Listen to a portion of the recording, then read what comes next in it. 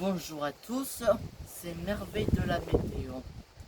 Je vous fais cette petite vidéo pour vous parler de quelques changements que je vais faire sur ma chaîne et aussi d'un truc à vous dire qui me tient aussi à cœur, que je compte de vous informer. Déjà tout d'abord, ma chaîne, pour ceux qui ne sont pas abonnés, je fais des vidéos sur les orages et la météo. Et n'oubliez pas d'aller de vous abonner. Et les changements à venir, c'est surtout, je souhaiterais à l'avenir de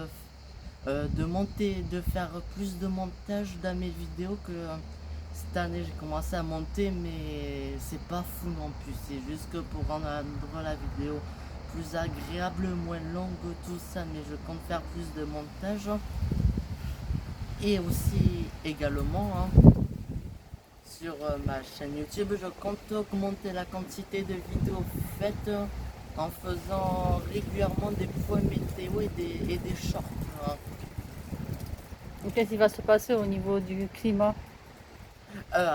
Au niveau du climat, en fait, moi je vous explique une chose, je vais déménager. Ah non, mais pas à quelques rues, pas à quelques villages à côté. Non, c'est pas un petit déménagement, je déménage à l'île de la Réunion. Et je prends l'avion mercredi pour vous dire. Donc du coup, il va se passer quoi entre le climat d'ici et le climat de là-bas? Le, Ce qui impliquera comme changement, surtout au niveau de l'activité des vidéos d'orage. Ici, on a un climat tempéré méditerranéen. Les orages se produisent à la fin du printemps jusqu'au début de l'automne. Là-bas, les saisons sont inversées. On n'a que deux saisons principales. La saison sèche, c'est l'hiver austral de mai à novembre. C'est une saison qui fait bon, il fait pas trop chaud et les précipitations sont moins importantes. Et l'été austral, c'est de décembre jusqu'à avril. C'est une saison qui fait plus chaud et également c'est la saison qui pleut le plus. Et donc, les orages sont plus récurrents dans cette saison-là. Et le risque de cyclone? Le risque de cyclone, c'est l'île de la Réunion est concernée par ce risque-là. Vous verrez également des vidéos. Si on en a, je vous en ferai. Mais les cyclones se situent dans quelle période de l'année? Et il se situe d'une manière générale.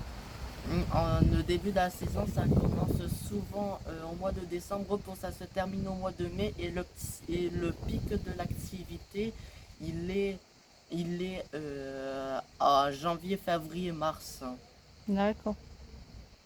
Après, il paraît qu'il y a l'œil du cyclone, on parle d'œil de cyclone, et qu'est-ce que ça peut engendrer comme dégâts si l'œil du cyclone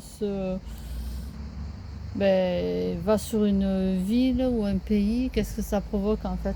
Qu'est-ce que ça provoque? L'œil du cyclone, c'est une zone de cyclone plutôt calme par rapport à ce qu'on peut croire. C'est qui est. Attends.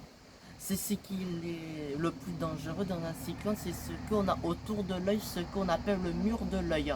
C'est une zone où les conditions météorologiques sont extrêmes. Là, on a les conditions les plus violentes du cyclone avec les vents les plus forts et les précipitations les plus fortes. Et là, est susceptible d'avoir plus de dégâts.